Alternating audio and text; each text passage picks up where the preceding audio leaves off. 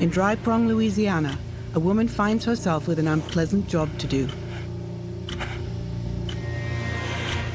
And it's going to be messy. She's no stranger to tough situations.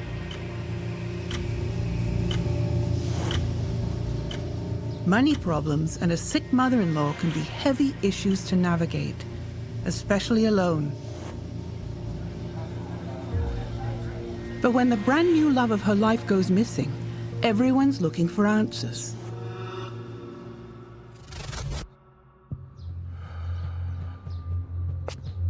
Exactly what happened may be revealed by performing a very unusual task.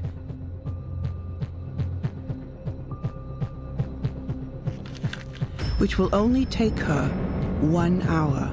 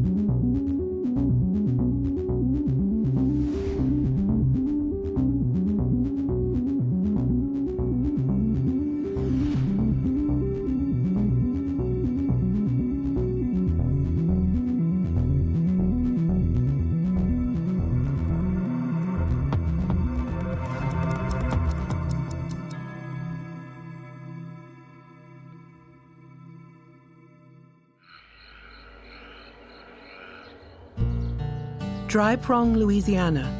It's a small, close-knit community where everyone knows each other from school, work, or church.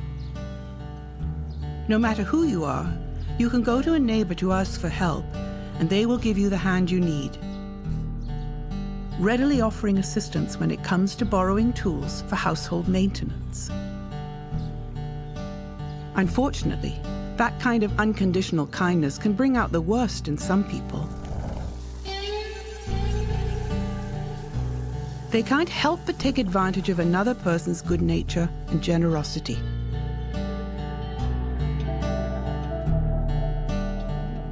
To them, kindness is a sign of weakness. And once they identify a person as kind, their selfish desires take hold, and their actions, over time, can escalate into something far worse. In some cases, it can even lead to murder. Betty Ann Findlay has a history of using others for her own gain, constantly finding herself on the wrong side of the law. Warnings and time on probation don't seem to have had any effect. She can't stop taking advantage of people. In April of 2001, she's charged with identity fraud and is sentenced to 1 year of hard labor. Perhaps this is what she needs to get her life on track.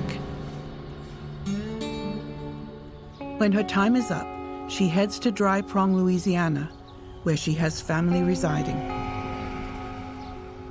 Dry Prong, Louisiana, named for a water wheel that came up dry in the 19th century.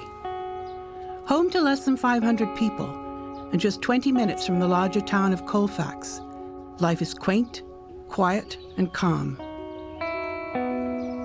It's the perfect place to come to if you need a fresh start with which to raise a family in peace. And Dry Prong is home to Barbara Smith. Barbara Smith moves back home to Louisiana after the death of her husband when she's 31. Barbara manages a bakery for 24 years before retiring. By now, she's well-liked in the community, known as a hard worker and a devoted mother. While two of her children, Dennis and Kimberly, go off into the wider world, her son Keith stays in Dry Prong and cares for her in her elderly years.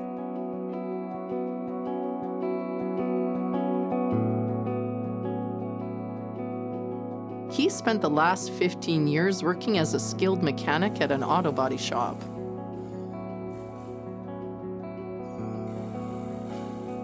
He stayed single as he takes care of Barbara, but that's never seemed to bother him. Much like his mother, he's well-liked and respected in the community. They're hardworking, humble people who have a quiet life. In fall 2003, Love seems to find Keith while he's at the local bar.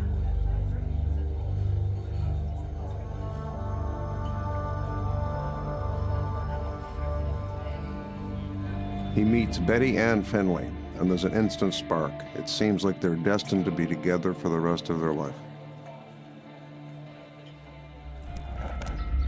Betty has a knack for chatting people up and engaging in the kind of neighborly niceties that small towns thrive on. And today is no different.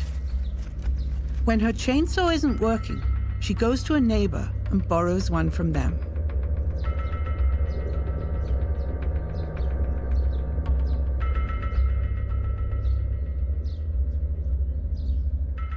Betty has family in the area as well, and she and Keith spend a lot of time together. It isn't long before they start talking about moving in together. For the people around Keith, it's a happy sight to see him find someone who clicks so well with him.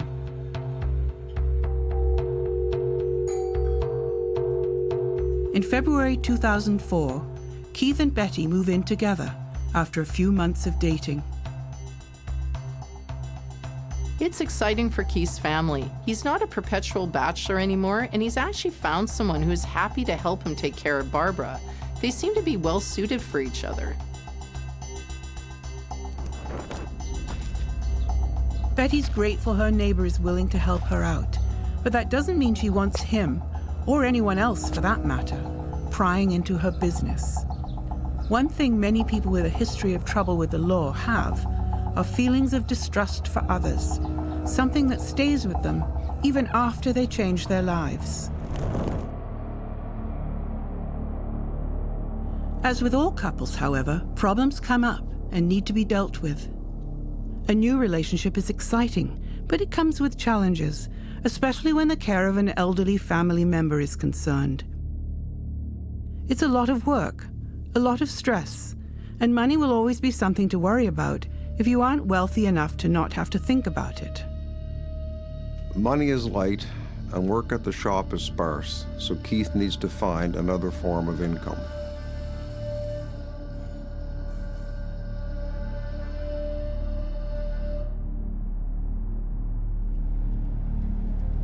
However, as time passes, there's some concern for Keith's situation.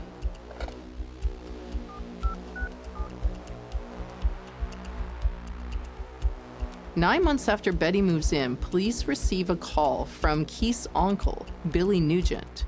He hasn't heard from Keith for 3 weeks, and he's worried.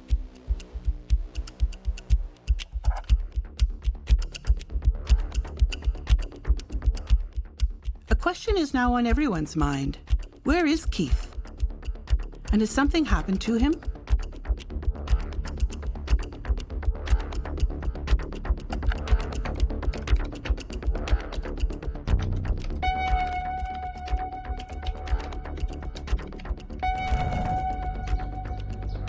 Betty has a secret. She hasn't turned over a new leaf in Dry Prong. In fact, she's worse than ever. Over the course of an hour, Betty Ann Findlay is going to do things not even the devil himself would expect.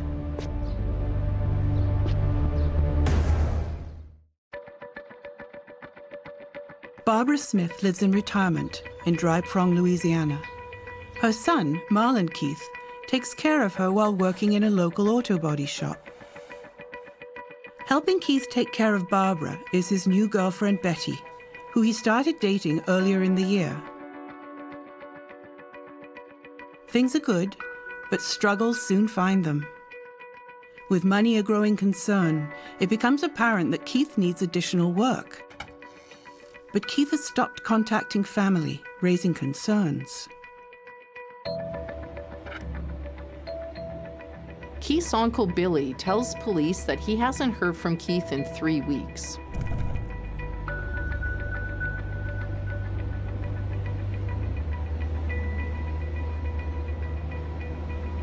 Keith's family wants to know if there's a reason he stopped contacting them.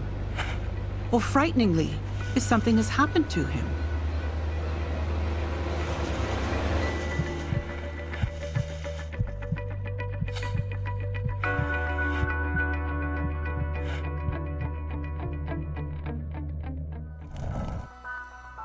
To follow up, police contact Betty for an explanation. Betty tells police that since money has been a concern lately, Keith has taken a job in New Mexico doing some construction work to earn a supplementary income. She says he normally calls on Wednesdays, and as far as she knows, he's doing fine. There's several ways to report the missing person aspect. One is a concern that they're not where they should be, and you'd like it checked out. Then there's the official point where it's actually a missing person and we know something has happened to them and something has to be done.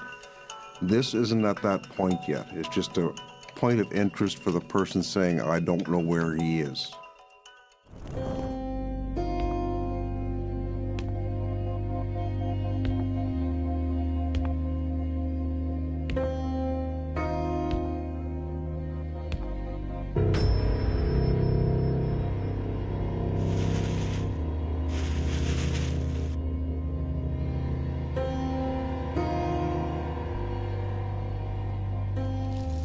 With the reason given for Keith's disappearance, there's no reason to file a missing person report yet.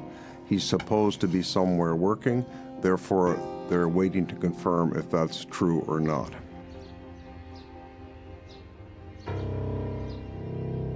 There would be different circumstances to make your determination of what you're to do. If you have something giving you an indication there may be something else going on, you would just put it in the back of your mind or put it on your desk or in the computer and flag and say, I'm going to watch this one and I want to jump on it now or a little later. You don't have to do anything to tell the family or the person. You can do an investigation on your own if you think something is up. So they get an idea that this may have more to it than meets the eye.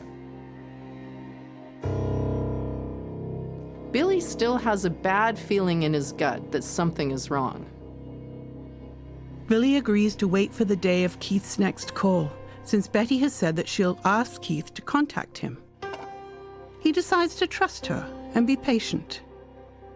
See, this case is extremely complex from the family sense. You've got a family member that's concerned, and the police are suspecting a family member may be involved. So you've got a duality of information occurring and a separation of the facts. Good police officers will pick up on that very quickly and know we have to watch this case.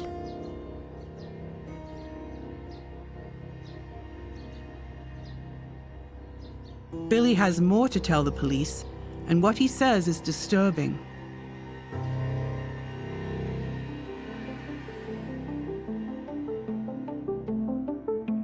Billy tells police that Barbara has been experiencing mysterious health problems since Keith disappeared, so much so that he's acquired power of attorney over her estate.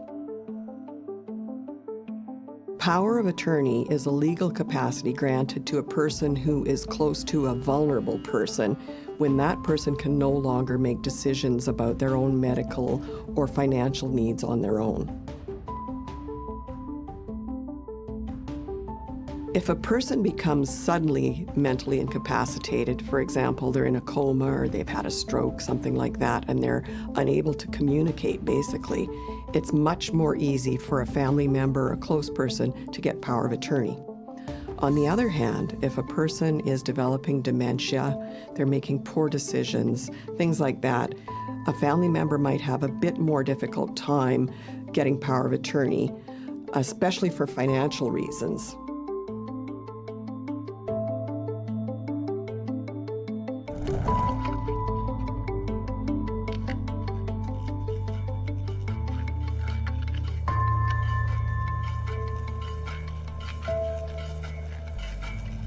Over the course of an hour, Betty Ann Findlay takes steps to ensure Keith is never found.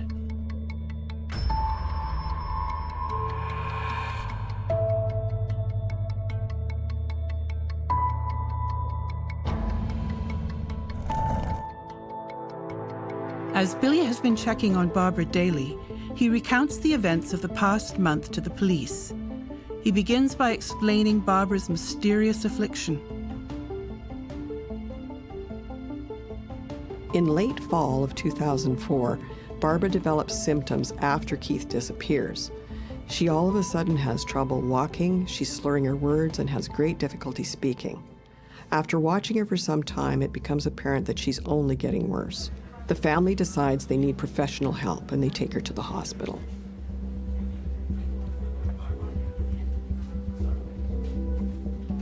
This is a difficult decision for the family since they're already struggling financially. If they're willing to face medical expenses, police know it has to be serious. Billy brings Barbara to the hospital where they run a battery of tests, but strangely, none of these tests are conclusive. And while she's in the doctor's care, her symptoms actually begin to improve.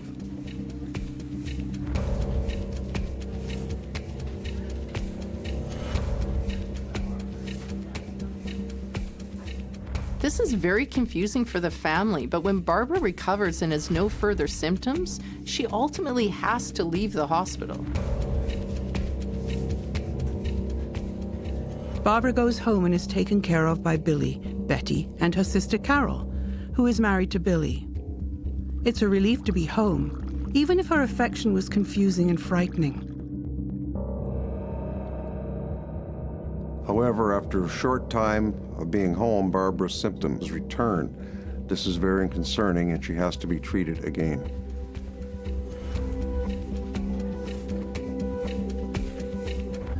Barbara returns to the hospital and recovers again.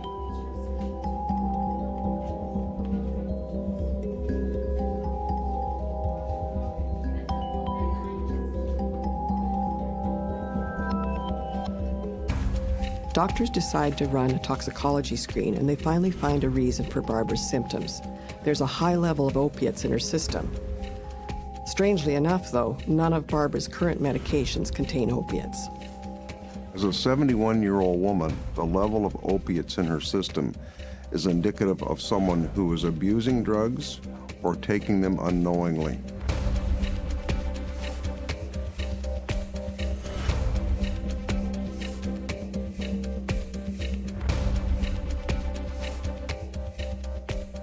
Barbara's family suspects that Betty is involved at some level.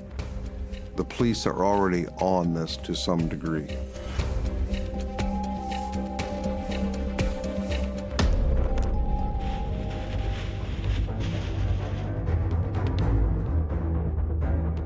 Unknown to the family, Betty is under police scrutiny, not for the poisoning of Barbara, as one might think, but for something completely different.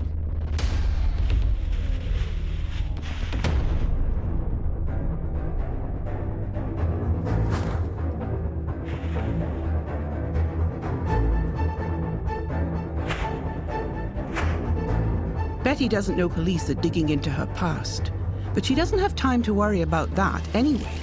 Right now she has a job to do, one that requires just the right tools. And she has to work fast if she hopes to complete it before her hour is up.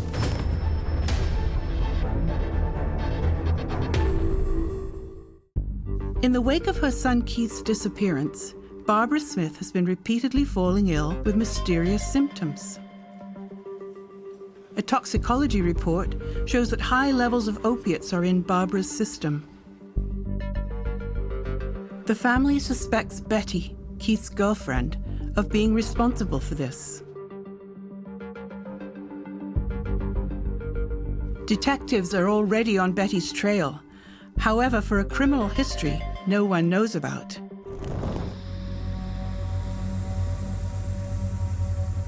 What could have been found in Betty's past to raise such concern among the police? More worryingly, is she truly a threat to Barbara?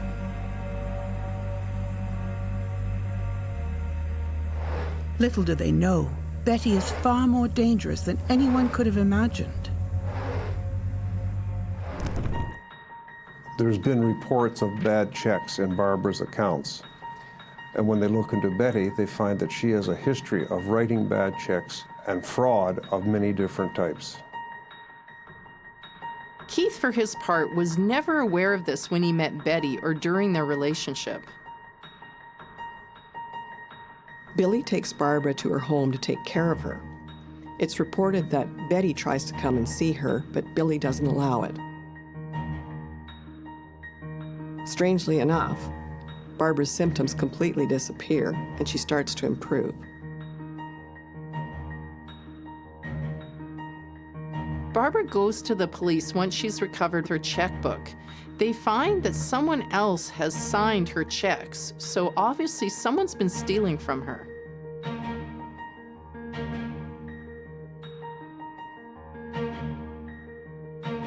The family also thinks that Betty's responsible for Barbara's sickness.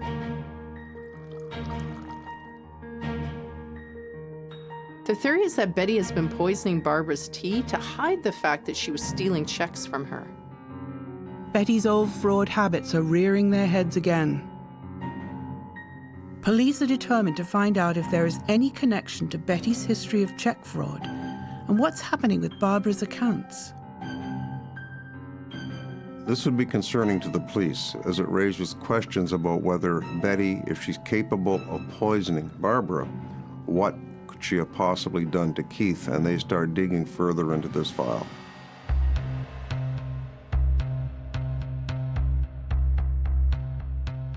The day Betty said Keith would call Billy comes and goes. It's agreed that it is time to officially file a missing persons report to investigate Keith's disappearance. Now that the missing persons report has been filed, it gives the police the ability to dig deeper into the missing person and more details around this family. After a subpoena, Betty's phone records are pulled for an examination.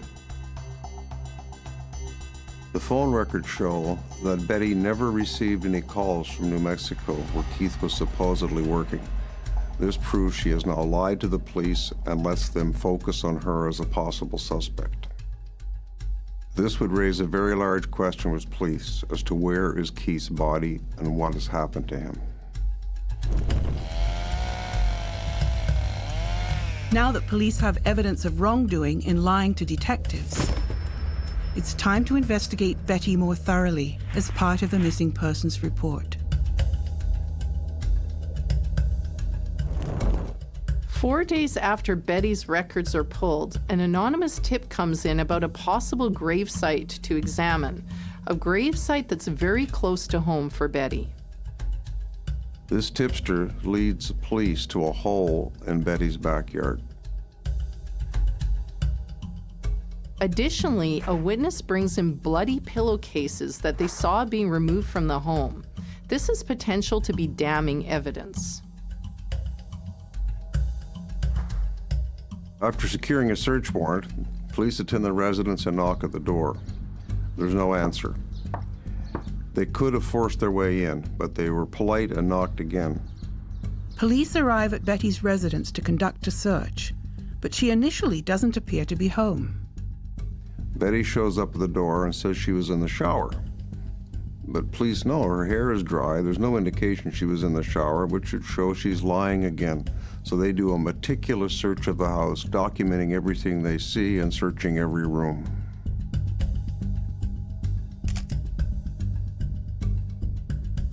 When you catch someone in a lie the first time, you have to really be careful, because it can take you, if you're too quick, down the wrong path. But it's a lie.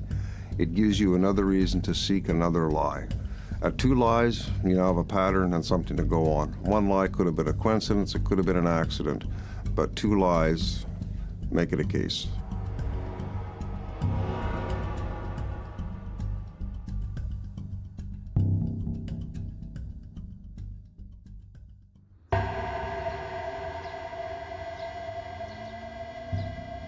It turns out that the tipster was right as well. There is a strange hole in the backyard. The detectives find a hole, and within it is a very foul odor coming from it. Also, there's pieces of hair, it appears, as well as a buried extension cord.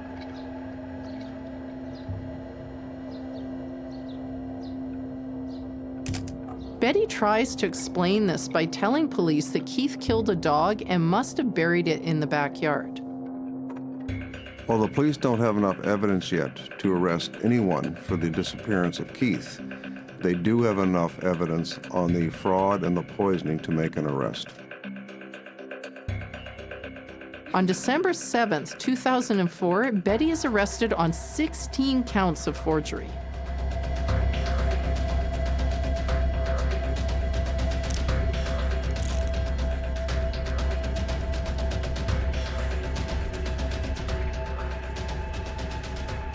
With Betty in custody, this gives the police two safeguards. One is they can investigate Keith's disappearance, and second, it assures that Barbara probably will not be continued to be poisoned.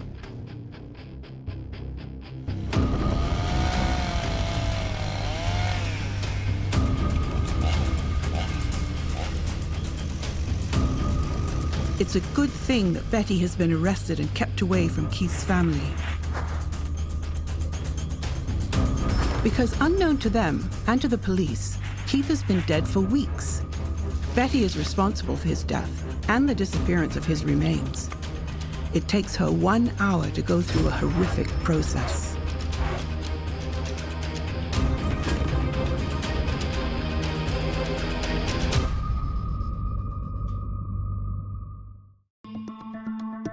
Following the disappearance of her son, Keith Smith, Barbara Smith has been experiencing mysterious medical symptoms.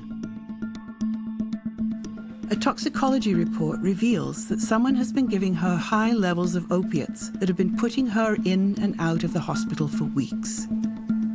That someone is Betty Ann Findlay, Barbara's missing son's girlfriend. While Barbara has been sick, Betty has also been forging checks and stealing Barbara's money. After lying to police about where Keith is, Betty is arrested for 16 counts of forgery against Barbara and taken away, leaving only one question: where is Keith? Unbeknownst to investigators and Keith's family, Betty has killed him and disposed of his body in places unknown.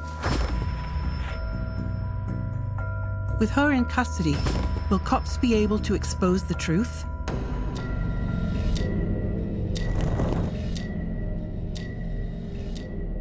After Betty's arrest, police are visited by her sister Janet. She provides some information to them which she says is relevant to the case, and they have to investigate. Janet tells police what Betty has told her, that a man named John killed Keith and took away his body.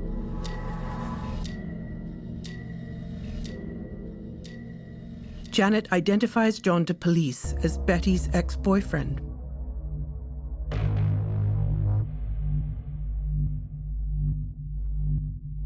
So with this potential lead from the sister, police decide they have to now interview Betty and get her side of the story. Detectives arrange a meeting in prison with Betty to get her account firsthand and hopefully learn what happened to Keith. Betty tells the police more about what happened that fateful night, the last night she saw Keith alive. She alleges that on that same evening, her ex-boyfriend John turned up at their door unannounced, storming into the house and demanding she give him the money she supposedly owed him. Betty says she refuses and tells John to leave. When Keith attempts to intervene and Betty tries to go for her phone, John and Keith struggle and Betty hears a gun go off. She hurries back and finds that Keith has been shot, so she leaves the home in a panic. Betty says she fled the house to hide in the woods for hours until John and his black Jeep had left their property.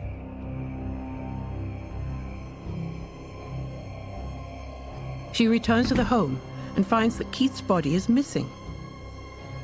She alleges that due to her being afraid of what might happen to her or the rest of her family if she comes forward, she kept quiet. With such serious allegations, police need to speak with John immediately. Detectives go to John and ask him about Betty. He claims he hasn't seen her in years, and he didn't even know that she was in Dry Prong.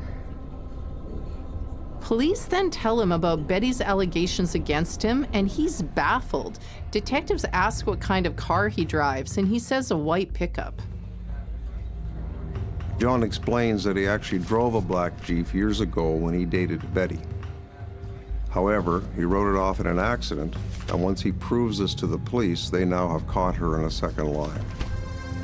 The detail provided by Betty to police about seeing John's black Jeep the night of Keith's disappearance pokes a hole in her story.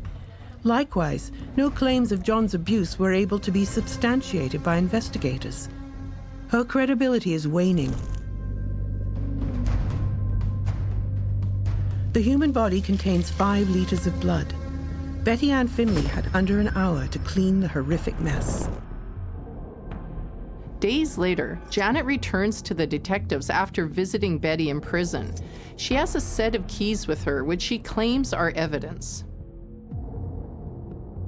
Janet begged Betty to stop lying to the police, and in response, Betty gave her a ring of 3 keys leading to a storage locker where Keith could be found.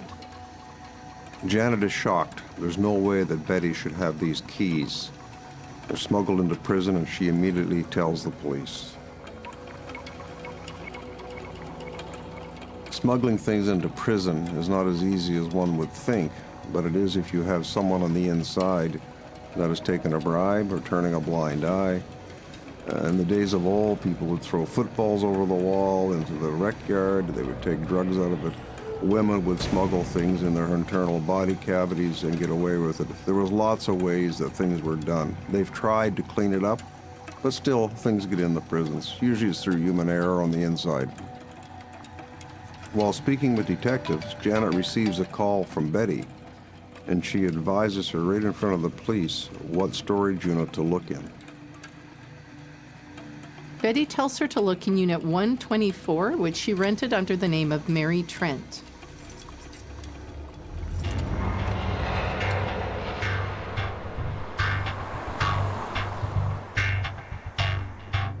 Investigators go to inspect Unit 124, but even before they open it, there's that telltale smell.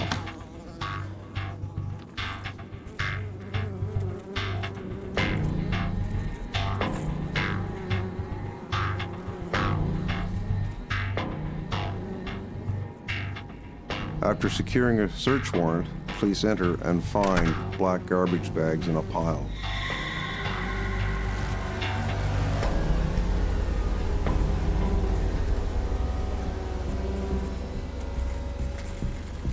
Within the storage unit, they find human remains that have been cut up and placed in several garbage bags. Later, those remains are determined to be those of Marlon Keith Smith.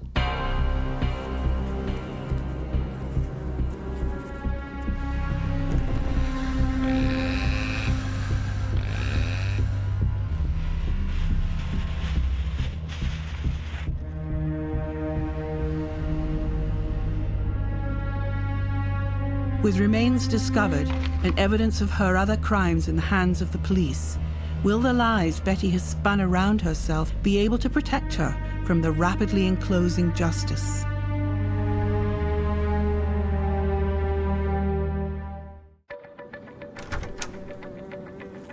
Marlon Keith Smith has been murdered. An investigation into the poisoning of his mother and the theft of her money has spiraled into a full investigation of his murder. The murderer, Keith's girlfriend Betty, tries to pin the killing on her ex-boyfriend, but investigators have ruled him out. At her sister's urging, Betty has given detectives the location of Keith's remains, which have been cut into many pieces. Will all the lies around Betty Ann Findlay protect her? Or will justice finally be done for the theft from Barbara Smith, the poisoning of Barbara, and the murder of Marlon Keith Smith?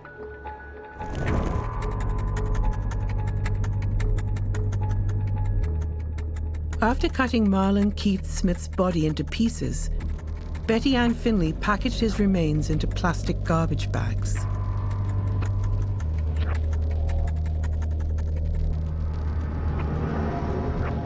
She's been careful to keep the house as clean as possible.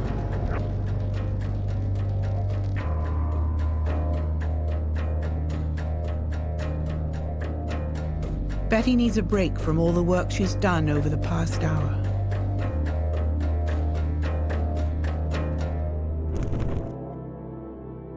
One of the sad duties of a police officer is having to tell the family when something like this happens. And with the confirmation that he is now dead, someone has to make a trip to the house and tell the family what has happened to Keith. It would depend on the police department. Some of them have units, victim services units, that you take with you to do the notification. They're more compassionate to the situation, able to spend time with it. If you're a police officer, you usually go and make the sad notification. Are you the mother of, or the father of, or whatever? And you tell them, sorry to tell you that your loved one has passed, or something of that nature. They break down. It's usually a very traumatic moment for them. They don't remember anything what you've told them after that. You still have to possibly do an identification of the body and things like that. It's not pleasant for the police, and it's really, really sorrowful for the family.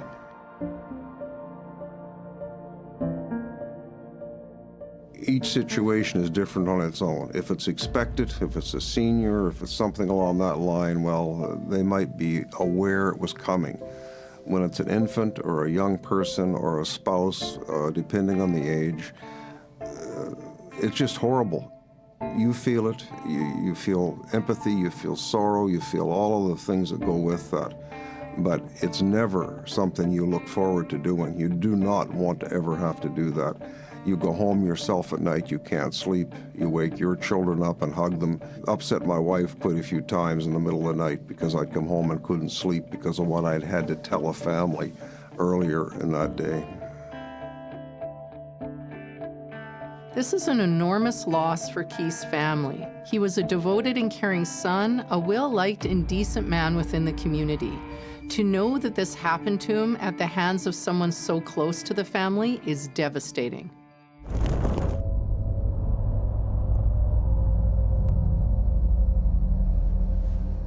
Taking a load off for a couple of minutes has some unintended consequences. Betty ruins her pillowcases with Keith's blood.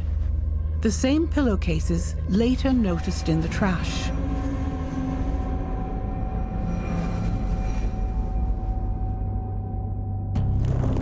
After the remains are discovered, a neighbor of Betty's comes forward with evidence for investigators. Detectives learned that at some point after the killing, Betty had borrowed a chainsaw from the neighbor. When the saw was returned, it had apparent bloodstains on it. The police now seize this and pursue evidence. While the pieces of evidence are unsettling, they are individually circumstantial and not definitive at this point. Under warrant, police take several items and samples of evidence from Keith's home, including sections of carpet that they want to test for DNA or any other type of evidence. Police also learn from another one of Betty's former boyfriends that she had given him a handgun. The ex-boyfriend's story was that Betty claims she had given him the gun so it would not endanger her grandchildren. Police talked to Betty's adult children who claimed to have no knowledge of their mother's actions. Betty's son, however, saw her remove a chunk of carpet and wonder why she threw it away.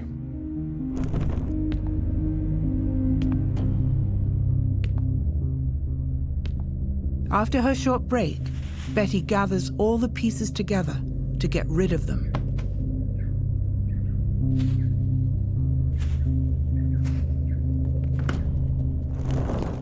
In addition, lab results are in from the shallow grave found in Keith's backyard. The hair samples there appear to be of human origin. It looks like somebody tried to bury Keith there. Each piece of evidence that we've discussed on its own would not probably result in a conviction. But when you put all the circumstances together, mesh all of the evidence, in all probability you will get a conviction in court. Betty finally agrees to tell the police the truth, so they go to talk to her again.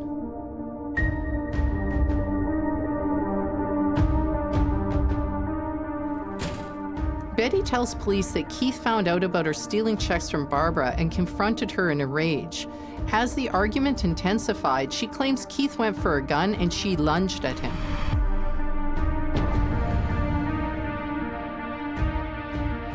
The gun goes off by accident and kills Keith. As a result, Betty claims to have lost her senses and stayed with the body for days, eventually trying and failing to bury it in the backyard.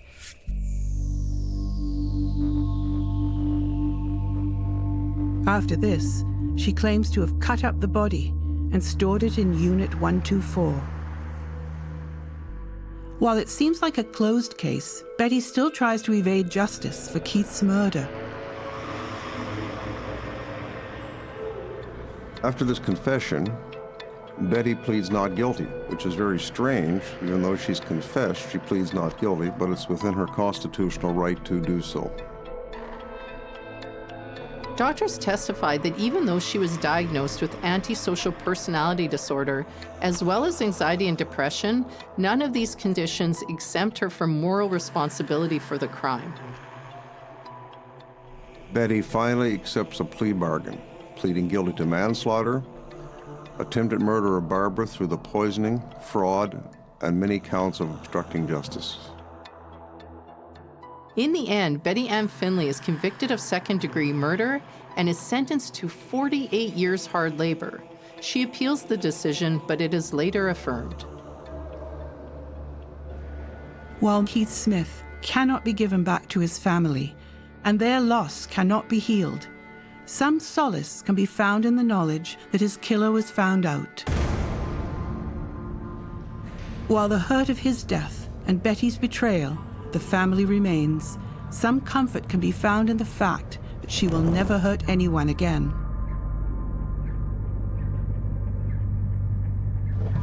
In a small community like Dry Prong, Louisiana, the efforts of a concerned neighbor can offer evidence to ensure such offenders are brought to justice.